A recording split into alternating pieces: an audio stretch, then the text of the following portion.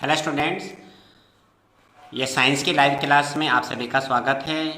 हमारा फिजिक्स चल रहा है। इसमें फिजिक्स में पार्ट 4 हम पढ़ रहे हैं, विद्युत धारा के चुंबकीय प्रभाव।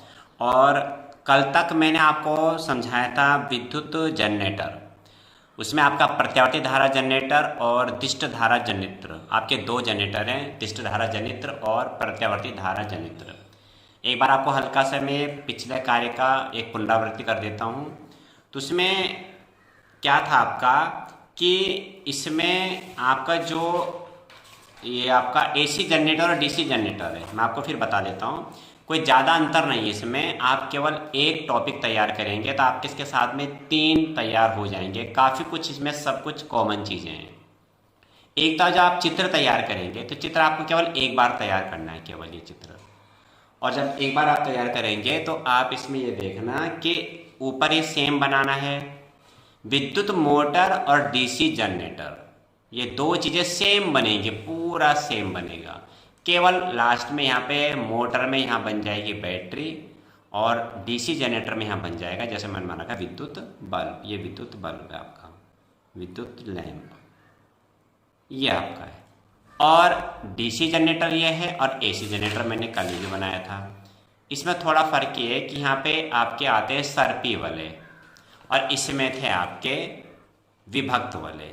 तो ये अंतर है। तो आप केवल एक चित्र तैयार करेंगे तो आपके इसमें तीनों टॉपिक तैयार हो जाएंगे।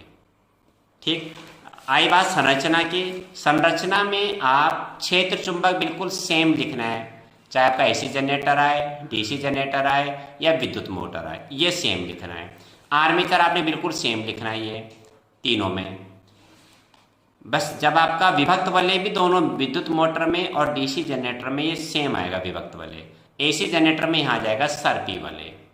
ब्रुश बिल्कुल सेम आएंगे। तो एक बार आप इसे हल्का सा याद कर लेंगे, आपको तीनों टॉपिक आपके तैयार हो जाएंगे। थोड़ा जो अंतर है वो आपका केवल इसमें, ये एसी जनरेटर में यहाँ सर्पी वाले होंगे, ठीक है, सर्पी वाले। और डीसी जनरेटर में यहाँ पे क्या होंगे, विभक्त वाले। ये कल भी मैंने आपको बता दिया था। सिद्धांत दोनों का बिल्कुल सेम है, प्रत्यावर्ती धारा जनित्र। ठीक है। तो आज इसको मैं शुरू करता हूँ। इसका मैं सिद्धांत लिखता हूँ, एक बार फिर आपको थोड़ा रिवाइज हो जाएगा। तो इसका सिद्धांत है, सिद्धांत वही है जो डीसी जनरेटर का था सिद्धांत, वही आपका एसी जनरेटर का सिद्धांत है। तो इसमें आएगा प्रत्यावर्ती धारा जनित्र है आपका, ये प्रत्यावर्ती धारा जनित्र। जनित्र को डायनमो भी कहते हैं। अधिकांश बच्चे कभी कभी दो शब्दों में एक ही शब्द याद रखते हैं, दूसरा शब्द याद नहीं रखते। डायनमो आ गया तो समझ नहीं पाते डायनमो क्या हुआ। जनित्र इंग्लिश में तो एक ही नाम है, जनरेटर। इसका जो सिद्धांत है, हालांकि मैंने आपको पहले लिखाया था सिद्धांत इसका, डीसी जनरेटर का सिद्धांत, वही इसका सिद्धांत है।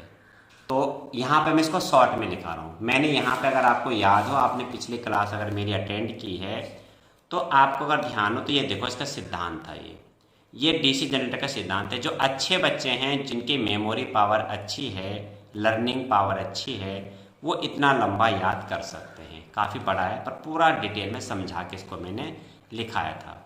और अगर आपको याद करने में थोड़ी परेशानी होती है, आप कम याद करना चाहते हैं, तो मैंने कहा था कि ना याद करने से अच्छा है कि आप कुछ तो याद करें। तो अब आपके लिए ये शॉर्ट है, पर इसका मतलब नहीं कि हर कोई बच्चा इसे ही याद करे। जिसकी लर्निंग पावर अच्छी है, अच्छी तरह से याद कर सकता है, वो ये याद करे। बिल्कुल ना करने से अच्छा आप कुछ तो याद करें, तो ये है। ठीक है। अब इसका भी लिखा रहा हूँ मैं सिद्धांत। तो सिद्धांत क्या है, जब किसी बंद कुंडली को, तो बंद का मतलब होता है तार कहीं से ब्रेक नहीं होनी चाहिए, पूरा जो एक वायरिंग जिसे हम परिपथ बोलते हैं वो कंप्लीट होना चाहिए। बीच से तार ब्रेक ना हो, स्विच सब ठीक हो, धारा प्रवाह में कोई रुकावट ना हो, उसे कहते हैं बंद कुंडली को। जब किसी एक समान चुंबकीय क्षेत्र में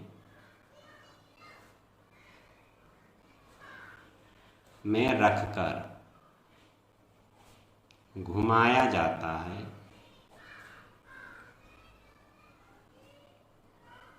तो कुंडली में से होकर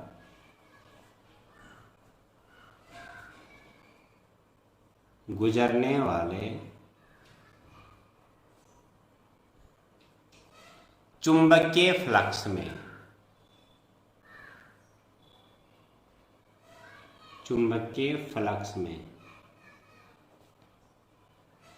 अब जिसको चुंबकीय फ्लक्स भी नहीं पता वो शुरू की वीडियो देखे, मैं बता देता हूँ इसे।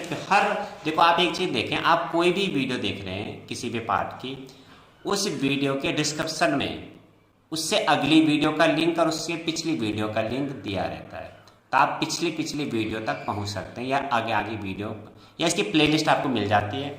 आपकी प्लेलिस्ट में पूरे चैप्टर की प्लेलिस्ट आपको मिल जाएगी। अब ये पार्ट पूरा नहीं हुआ है, लेकिन फिजिक्स का पार्ट 1, पार्ट 2, पार्ट 3, केमिस्ट्री का पार्ट 1, पार्ट 2 प्लेलिस्ट में आपको पूरा पार्ट मिल जाएगा, तो आप उसको देख सकते हैं। आपके लिए पूरी चीज़ें बिल्कुल एक कहते हैं कि व्यवस्थित प्रकार से आपके लिए रखी गई है। आप केवल उसमें देखने का कोशिश करें, केवल इतना। और किसी भी वीडियो के आप डिस्क्रिप्शन में जाएंगे उसके, तो डिस्क्रिप्शन में उसके आपके पिछली वीडियो का अगली वीडियो का लिंक दिया रहता है, तो आप देख सकते हैं। पार्ट वैसे 8 के, ये पार्ट हमारा है 14, ये पार्ट 8 में आपको फिर बता रहा हूँ, जिसको शुरू से जिसको नहीं पता, पार्ट 8 में चुंबकीय फ्लक्स कराया था मैंने, पार्ट 8, तो इसको आप देख लेना एक बार, ठीक है। हाँ, गुजरने वाले चुंबकीय फ्लक्स में परिवर्तन होने के कारण कुंडली में प्रेरित विद्युत वाहक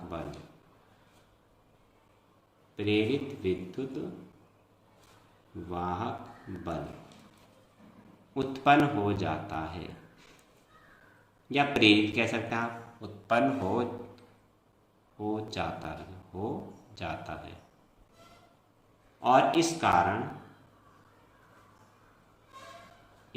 कारण कुंडली में एक धारा प्रेरित हो जाती है।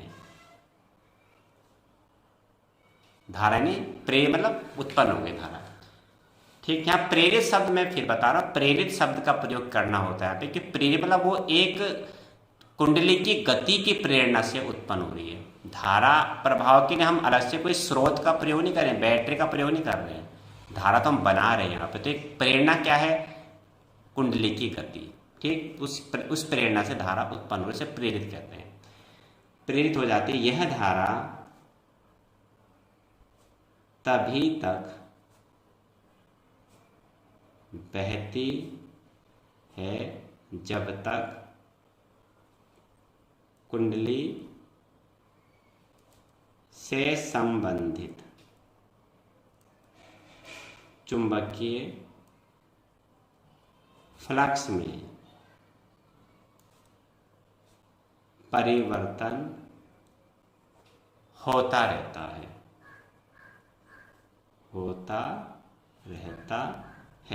अब देखो चुंबकीय फ्लक्स में परिवर्तन कब होता है, जब तक आप कुंडली को घुमा रहे हैं। परिवर्तन तो तभी तक होगा ना, कुल मिला के कुंडली का घुमाना ही इसमें मेन उसका स्रोत है, कारण है बिजली बनने का, यानी धारा प्रेरित होने का मेन कारण क्या है, कुंडली को घुमाना। कुंडली घुमाएंगे, चुंबकीय फ्लक्स में परिवर्तन होगा। चुंबकीय फ्लक्स में जब परिवर्तन होगा तो उसमें विद्युत वाहक बल प्रेरित होगा, यानी उत्पन्न होगा। और जब विद्युत वाहक बल उत्पन्न होगा तब धारा बहेगी। तो मेन कारण क्या है, कुंडली को घुमाना, ठीक होता रहता है, ठीक है ना। इतना आप याद कर लें। अब ये थोड़ा बीच में मध्यम हो गया, जो डीसी जनरेटर में बहुत बड़ा लिखाया था मैंने, उसके बाद नीचे बहुत छोटा लिखाया था, ये थोड़ा बीच का समझो इसे, ना बहुत बड़ा ना छोटा। तो इसमें क्या कहते हैं, अतः प्रत्यावर्ती धारा जनित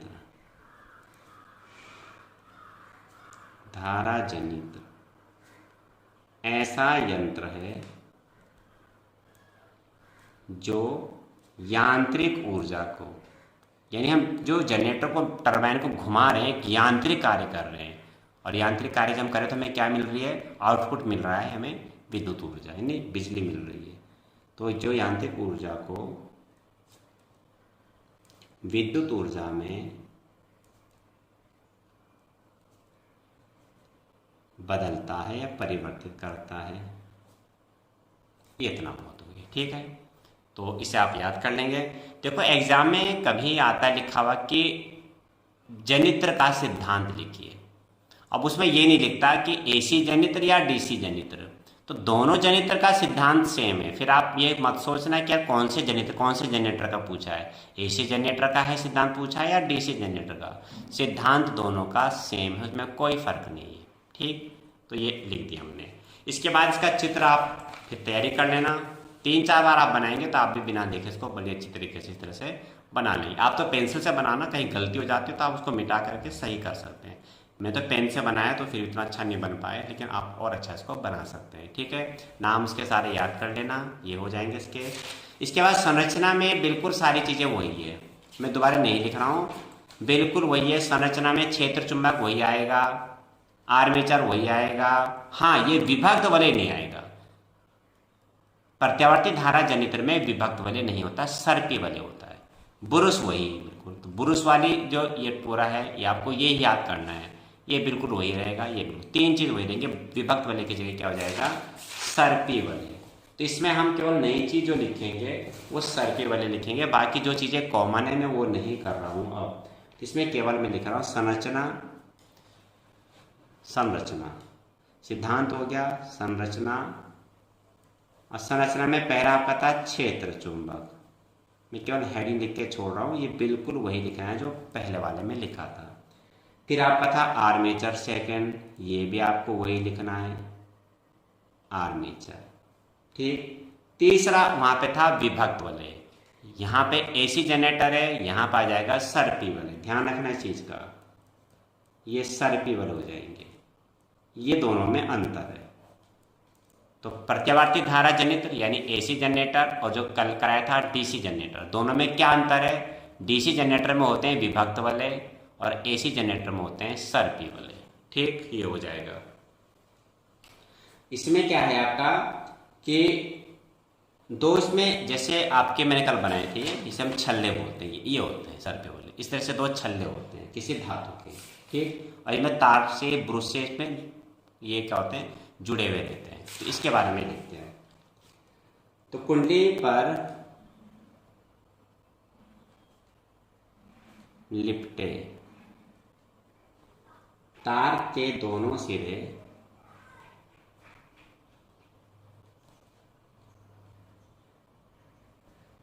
धातु के 2 छल्लों S1 तथा S2 से जुड़े रहते हैं। ये हमने लिखे थे, देखो इसमें S1 और S2 ये। ठीक है, यह छल्ले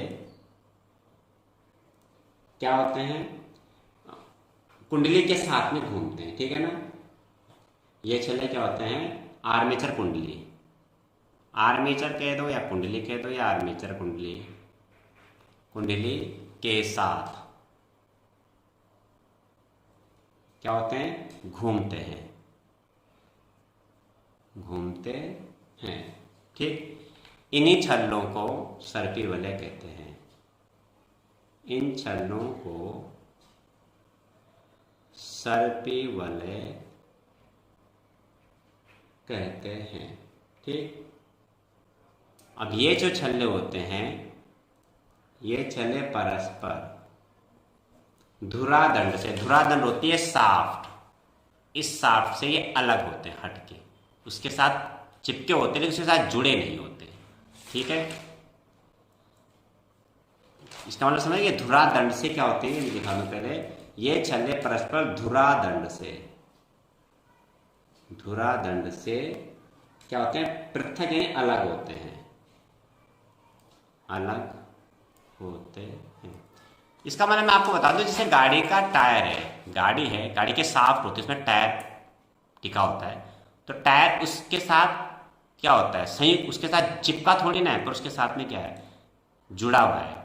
जैसे सड़क पर टायर चल रहा है तो टायर सड़क में क्या है, आपस में दोनों जुड़े हैं, सड़क और टायर आपस में क्या है, संयुक्त है ना, लेकिन सड़क के साथ टायर चिपका थोड़ी ना है, उसके साथ टच हो रखा है केवल, वही बात है। तो इसे कहते हैं धुरादंड से ये संपर्क रहते हैं लेकिन इनके साथ जुड़े नहीं है, अलग रहते हैं इनसे। अलग का मतलब ये नहीं कि अलग रहे, आपस में ऐसे तो हैं मगर चिपके नहीं है। ये धुराधर जो होता है साफ्ट बोलते हैं, आप देखते होंगे हर कोई गाड़ी में साफ्ट होती है, साफ्ट में टायर लगा होता है।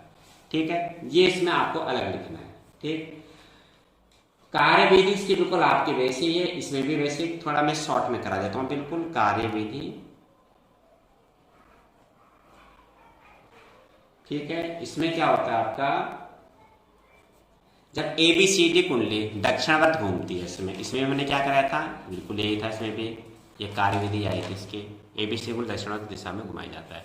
थोड़ा सा फर्क आ जाएगा। इसमें क्या था देखो, मैं आपको इसे बता दूं, हर आधे चक्कर के बाद जब कुंडली आधा चक्कर कर लेती है तो इन विभक्त वलय का इनके साथ में पुरुषों से संपर्क हट जाता है और विपरीत पुरुषों से जुड़ जाता है, और इस कारण से बाह्य परिपथ में जो धारा की दिशा है वो एक समान बनी रहती है। इसमें ऐसा नहीं होगा, बस बाकी सेम हुई है। इसमें ये घूमते ही रहेंगे, इनका इससे संपर्क नहीं हटेगा। ठीक, तो इसे आप थोड़ा देख लें जरा। माना कुंडली, कुंडली का नाम हमने ए बी सी डी दिया था, नहीं दिया, मैं दे देता हूँ ए बी सी डी। ये नाम देते हैं ए बी सी और ये डी, ये कुंडली का नाम हो गया ए बी सी डी। तो देखिए इसमें माना कुंडली ए बी सी डी, हमने इसको माना था दक्षिणावर्त, क्लॉकवाइज, दक्षिणावर्त दिशा में घूम रही है। ठीक, जिससे अब इससे क्या होगा, जैसे माना ये आपकी वो है, ये कुंडली है ये, ठीक, ये कुंडली है इस तरीके से ये। अब ये कुंडली क्या है, जब ये ऊपर जाएगी, ये भुजा ऐसे करके, तो दूसरी भुजा क्या है, नीचे आ जाएगी, फिर वो नीचे आएगी तो ये ऊपर जाएगी। ठीक है, तो इससे क्या होगा, फ्लेमिंग के दाएं हाथ के नियम से हम इसमें जो धारा की दिशा होगी वो मालूम, कुंडली आप किस तरह से आयताकार, जिस हिसाब से कॉपी देख रहे हैं ये, तो इसमें क्या होगा, फ्लेमिंग के दाएं हाथ के नियम से इसमें प्रेरित धारा की दिशा को हम ज्ञात कर लेंगे। ठीक, और इसमें जब कुंडली अपनी ऊर्ध्व स्थिति, ऊर्ध्व मान होता है ये ऊर्ध्व स्थिति, ये खड़ी हुई थी जो 90 डिग्री पे कोई भी चीज खड़ी है वो ऊर्ध्व है, जब अपनी ये ऊर्ध्व स्थिति से गुजरती है तो एक स्थिति ऐसी आएगी, ए बी अब नीचे, ये ए बी है ऊपर है, सी डी नीचे चलेगी, फिर ये 180 घूम गया पूरा, अब ये सी डी ऊपर आ गई, ए डी नीचे चलेगी। ठीक है, तो इस तरह से क्या होगा आपके कि जो धारा की दिशा है वो पहले से क्या हो जाएगी, इसमें विपरीत हो जाएंगी। इसमें ये इस तरह से धारा बह रही है, ये इस धारा ऐसे बह रही, मेरे हाथ को आप देखें, ये धारा बह रही है। ठीक, तो ये बह रही धारा इसमें, तो इसमें हर एक चक्कर के बाद इसमें धारा की दिशा विपरीत हो जाएगी, और बाह्य परिपथ में भी धारा की दिशा बदलती रहेगी, क्योंकि हर आधे चक्कर में वहां तो विभक्त वलयों का संपर्क पुरुषों से हट रहा था, यहाँ पर नहीं हटेगा। तो खैर इतना आपको समझ में मुझे लगता नहीं आ रहा, क्योंकि प्रैक्टिकली चीज़ देखने की आप इतना समझ नहीं पा रहे हो, वो मैं भी, मुझे इस बात का एहसास है, लेकिन आप लोग कोशिश करें जितना भी आप इसको समझ पा रहे हैं, याद कर लेना इसको फिर भी। ठीक है ना, दक्षिण दिशा में घूमती है, जिससे भुजा सीधी नीचे जा रही है, भुजा सीधी नीचे जा रही है, तब भुजा ए बी ऊपर आ रही है। ठीक, कुंडली में प्रेरित धारा की दिशा, प्रेरित धारा की दिशा फ्लेमिंग के दाएं हाथ के नियम से, दाएं हाथ के नियम से ज्ञात कर ली जाती है।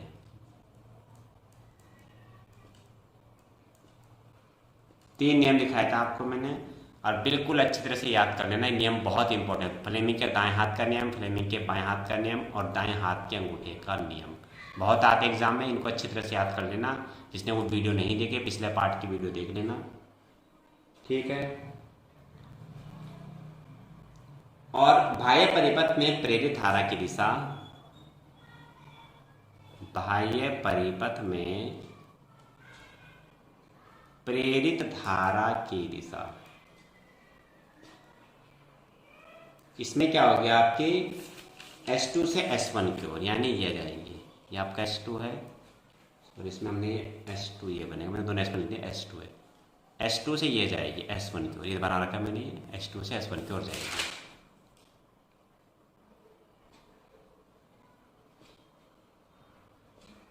जाती है, ठीक है। जब कुंडली अपनी ऊर्ध्व में खड़ी स्थिति है, ऊर्ध्व स्थिति है, और ये क्या है, क्षैतिज स्थिति, ये ऊर्ध्व ये क्षैतिज, ठीक। तो जब कुंडली अपनी ऊर्ध्व स्थिति से गुजरती है,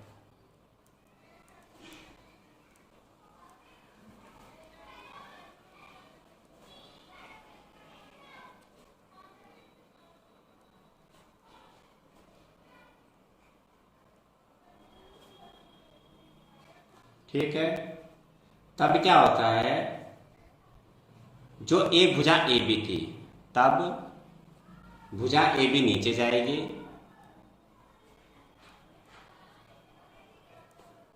आप थोड़ा याद कर लेना जितना भी हो जाए, पर सिद्धांत सबसे मेन है, ध्यान रखना। ये आपको हल्का फुल्का भी याद हो जाएगा, चल जाएगा, पर सिद्धांत में कोई गड़बड़ नहीं करना। सिद्धांत चाहे वो अभी मोटर का सिद्धांत भी लिखाऊंगा मैं, ये दो जनरेटर के सिद्धांत है, जनरेटर के सिद्धांत दोनों सेम ही, आप ये याद करो, दोनों में वो आपका काम आएगा, ठीक है।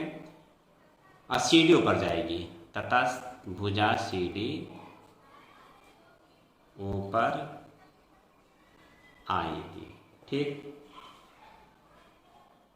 इससे भुजा ए बी तथा सीडी में धारा की दिशा क्या होगी, पहले से विपरीत हो जाएगी, पहले से विपरीत हो जाएगी, ठीक। इस प्रकार इस धारा को प्रत्यावर्ती धारा कहते हैं, क्योंकि हर बार धारा की दिशा क्या होती है, बदलती रहती है। तो प्रत्येक आधे, क्यों, देखिए, चूंकि प्रत्येक आधे चक्कर के बाद क्या होता है, बाह्य परिपथ में धारा की दिशा, बाह्य परिपथ में धारा की दिशा बदल जाती है, अतः यह प्रत्यावर्ती धारा कहलाती है, ठीक है ना। इसलिए कर दो चाहते, इसलिए इसको प्रत्यावर्ती धारा, प्रत्यावर्ती धारा कहते हैं, इतना याद कर लेना, ठीक है। कभी कभी आता है कि इसमें ब्रुशों का क्या कार्य है, तो ये भी आप लिख लीजिए, स्पेशल आता है ब्रुशों का कार्य, ब्रुशों का कार्य। तो ब्रुशों का कार्य क्या होता है, ये आपका बाह्य परिपथ में, केवल ये बाह्य परिपथ में धारा को भेजते हैं, चाहे वो आपका डीसी जनरेटर हो चाहे आपका एसी जनरेटर हो। ये आपके विभक्त वलय से जुड़े होते हैं डीसी जनरेटर में, और सर्पी वलय से जुड़े होते हैं एसी जनरेटर में, ठीक है ना। और लेकर क्या होता है, ये कुंडली का जो बाह्य परिपथ में, ये मतलब कुंडली का जो कनेक्शन है, ये कुंडली का जो कनेक्शन है बाह्य परिपथ से बनाते हैं, ये कौन, ब्रुश, भाई क्यों नहीं करना आपने। तो ये आपके क्या होते हैं, धातु के दो क्या होते हैं, पत्तियां होती हैं। तो धातु की दो पत्तियां ब्रुश कहलाती हैं, ठीक। यह ब्रुश, अब यहां पे आपका एसी जनरेटर है तो हम सर्पी वलय बोलेंगे, यह ब्रुश सर्पी वलय से जुड़े रहते हैं, ठीक। और कुंडली का संपर्क, यही ब्रुश बाह्य परिपथ से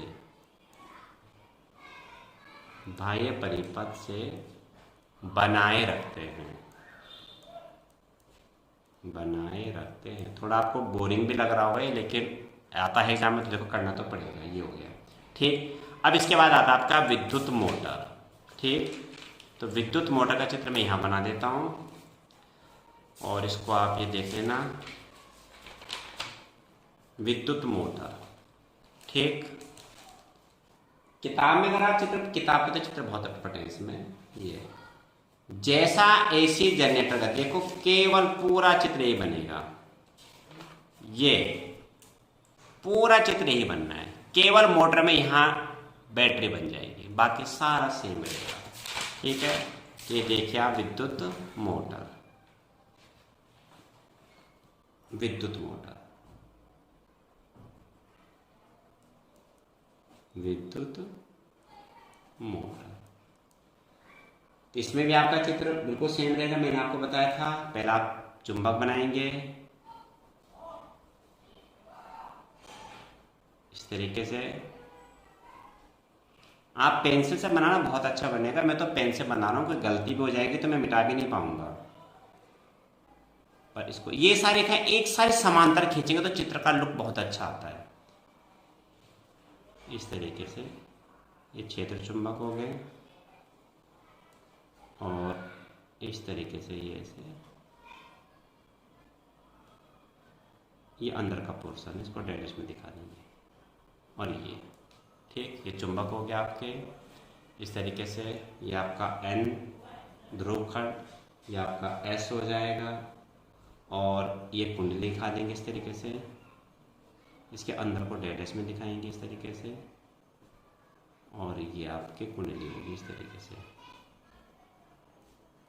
ये बिल्कुल ये रेखाएं समांतर हो तो ये चित्र बहुत अच्छा बनता है। ये इस तरीके से, थोड़ी यहाँ जगह कम है मेरी, ये आपको अब दिखाई देगा ये, पर आप इसमें देखना जरा, ये इस तरीके से। और यहाँ पे बिल्कुल आपको ऐसे बनाना है, सर पे वाले कैसे बनेंगे, इस तरह से बना लेना इसको, इस तरीके से।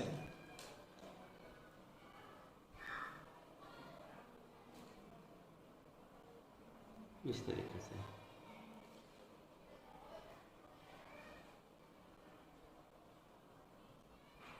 इस तरीके से बनते हैं आपके। ठीक है, और यहाँ पे के साथ ब्रश लगा देंगे, ये ब्रश हो गए। मैं कहा पेन से बना रहा हूँ, गलत हो जाएगा तो मैं मिटा भी नहीं पाऊंगा, पर आप फिर भी कोशिश, यहाँ पर तो जगह नहीं रही मेरी, यहाँ जगह छोड़नी थी मेरे को। यहाँ पे तार ये भाई पर दिखाएंगे इस तरीके से, ये लाइन बिल्कुल सीधी बनाएंगे। और ये मोटर है तो इसमें बैटरी बनेगी, क्योंकि इसको धारा हम देते हैं, यहाँ से धारा प्राप्त नहीं करनी हमने, धारा हम देते हैं। इस तरीके से आपके बन जाएगा चित्र। ठीक है, ये आपके ऊपर विभक्त बल है, बिल्कुल नाम वही है जो आपके डीसी जनरेटर में थे, विभक्त बल है। ये आपके ऊपर ब्रूस, सॉरी विभक्त बल है, ये हैं, सॉरी मैं गलती से एरो बना दिए, ये हैं विभक्त बल है ये दो। और ये आपके क्या हैं, ये ब्रूस है, ये ब्रूस ये है। ठीक है, ब्रूस का नाम हमें MN देना है, ये आपका M, कुछ भी नाम दे दो, ऐसा नहीं है। ये आपके विभक्त बल हो गया आपके। ठीक है, बेहतर में पहले क्या PQ देते सर, P, और ये आपके Q हो गए। ये साफ्ट होगी, इस तरीके से आप पूरी लाइन खींचेंगे, ये साफ्ट हो जाएगी इस तरीके से। कुछ जब आप स्केल से खींचना तो बिल्कुल सीधी लाइन खींचेगी इस तरीके से। ठीक, कुंडली घूमने की कोई सी भी दिशा बना सकते हैं, चाहे वामावर्त या दक्षिणावर्त। तो हमने यहाँ वामावर्त बनाया, कुंडली घूमने की दिशा, कुंडली घूमने की दिशा क्या हो गया, वामाव्रत, वामाव्रत हो गया। ठीक, और ये एक समान चुंबकीय क्षेत्र है, इस तरह से लाइन खींच देंगे आप, तो समांतर लाइनें खींचने समान दूरी पर, ये हो गया। ये आर्मेचर कुंडली होगी, आर्मेचर कुंडली, और सारे नाम आपके होंगे। ब्रूस से भाई पर, ये बैटरी हो जाएगी इसमें, बैटरी, ये बाह्य परिपथ, बाह्य परिपथ। चित्र बिल्कुल सेम वही है जो आपने डीसी जनरेटर में देखा था, वही चित्र है बिल्कुल आपका। ठीक है, बिल्कुल इसको तैयारी करना बहुत इंपॉर्टेंट, एग्जाम में कई बार आता है। आप पेंसिल से बनाएंगे, मैं तो पेन से बनाया, इतना अच्छा नहीं बना, लेकिन आप लोग बनाएंगे तो बहुत अच्छी तरीके से इसको बनाना, अच्छा बनाना इसमें। ठीक है, ध्रुवखंड हो गया, सारे नाम इसमें हो गया आपके। जनरेटर में इसमें क्या आएगा, जनरेटर में आपका जो सिद्धांत है, जो सिद्धांत में इसका कल लिखा होगा, लेकिन मैं आपको हल्का सा ऐसे वर्बली बता देता हूँ। इसमें क्या है, देखो, अगर आपने जनरेटर का ढंग से सिद्धांत याद नहीं किया तो मोटर का सिद्धांत याद नहीं होने वाला, क्योंकि दोनों आपको मिक्स हो जाएंगे, एक जैसे लगेंगे दोनों आपको, जबकि दोनों बिल्कुल अलग अलग है। इसमें क्या है, जब किसी एक समान शक्तिशाली चुंबकीय क्षेत्र में किसी कुंडली को रखकर उसमें धारा प्रवाहित की जाती है, ध्यान रखना, धाराएं प्रवाहित करेंगे, धारा प्रवाहित की जाती है, तो कुंडली पर एक बलयुग्म कार्य करने लगता है और यह बलयुग्म कुंडली को उसके अक्ष पर घुमाने का प्रयास करता है। और यदि कुंडली अपने अक्ष पर घूमने के लिए स्वतंत्र है तो कुंडली घूमने लगती है। यानी कुंडली को दी गई विद्युत ऊर्जा, विद्युत हम यहाँ से दे रहे हैं, कुंडली को दी गई विद्युत ऊर्जा यांत्रिक ऊर्जा के रूप में परिणत हो जाती है। यानी यह एक ऐसा यंत्र है जो विद्युत ऊर्जा को यांत्रिक ऊर्जा में बदलता है। यांत्रिक मतलब होता है कि जब आपकी मोटर चल पड़ती है तो मोटर से आप कोई काम लेते हैं, या तो आप पानी ऊपर चढ़ाते हैं, या मोटर हमारे पंखों में लगी हुई है वो हमको हवा देती है, तो ये यांत्रिक कार्य कहलाते हैं ये सारे के सारे। तो बहुत अंतर है दोनों के सिद्धांत में। यहाँ पे क्या होता है, जब कुंडली को एक समान चुंबकीय क्षेत्र में रखा जाता है और उसमें धारा प्रवाहित की जाती है, और उसमें क्या था जनरेटर में, जब किसी कुंडली को एक समान चुंबकीय शक्तिशाली चुंबकीय क्षेत्र में रखकर घुमाया जाता है, वहाँ घुमाते हैं, और यहाँ रखकर धारा प्रवाहित की जाती है, फर्क है दोनों में, ध्यान रखना। तो इसमें क्या, इस पर कुंडली पर एक बल युग्म कार्य करने लगता है। बल युग्म होता है कि जैसा आपका कोई, ये आपका ये कुंडली माना, इस पर ये कॉपी का कुंडली समझ जैसे आप ये, और इस पर बल और युग्म मैंने उसका जोड़ा, एक बल इधर लग रहा है, एक बल इधर लग रहा है, और विपरीत दिशा में लग रहे हैं। इसमें बल नीचे को लग रहा है, इसमें ऊपर को, तो ये क्या होगी, घूमना शुरू कर जाएंगे, क्योंकि ये इधर से ऊपर को लग रहा है, इधर से नीचे को। समान बल जब विपरीत दिशा में लगते हैं तो वह वस्तु घूमना शुरू कर जाती है। तो बल युग्म, बल का जोड़ा कार्य करने लगता है, और कोई भी चीज़ तब घूमती है जब घूमने के लिए वो स्वतंत्र है। पंखा अगर आपने ऑन कर दिया है और पंखे की जो पंखुड़ियाँ अपने हाथ से पकड़ रखी है पहले से, तो पंखा घूमेगा नहीं, क्योंकि पंखा आपने स्वतंत्र नहीं छोड़ा है। तो जरूरी नहीं कि पंखा आप ऑन करें पंखा चलेगा। कहीं अगर वो फंस रहा है, या उसमें बीच में कोई डंडा उसमें लगा दिया है, कुछ भी आपने ऐसा उसको अवरोध दे दिया है, तो वो आपका पंखा नहीं चलेगा। इसलिए ये बात बोलनी जरूरी है कि जब किसी कुंडली को एक समान चुंबकीय क्षेत्र में रखकर उसमें धारा प्रवाहित की जाती है तो कुंडली की भुजाओं पर एक बल युग्म कार्य करने लगता है, और यह बल युग्म उसको उसके अक्ष पर घुमाने का प्रयास करता है। ठीक, और यदि कुंडली अपने अक्ष पर घूमने के लिए स्वतंत्र है, यह बोलना जरूरी है, यदि कुंडली अपने अक्ष पर घूमने के लिए स्वतंत्र है तो कुंडली घूमने लगती है, तब घूमेगी वो। यानी कुंडली को जब हमने घूमी का वो जिसको विद्युत ऊर्जा हमने दी, तो वो किसमें बदल गई, यांत्रिक ऊर्जा में बदल गई। यांत्रिक में आप उसे कोई कार्य ले सकते हैं। मोटर अगर चलती है तो मोटर खाली तो आप चलाते नहीं हो, उसे पानी उठाएंगे, पंखा चलाएंगे, मिक्सी में मोटर चल रही है मसाला पीसेंगे, तो यांत्रिक कार्य बोलते हैं इसको। तो ये आप ढंग से तैयार कर लेना, बिल्कुल मैंने समझा दिया है।